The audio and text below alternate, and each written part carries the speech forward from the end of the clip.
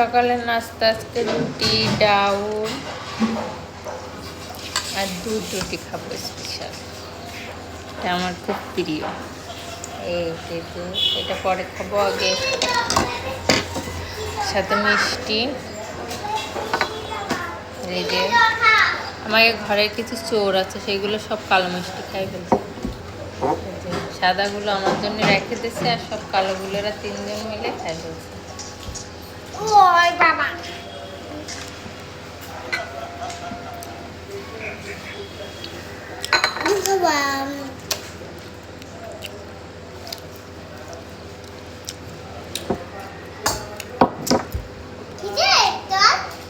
সকালবেলা কিন্তু ছোলার ডাল, লুচি বা রুটি অনেক ভালো লাগে।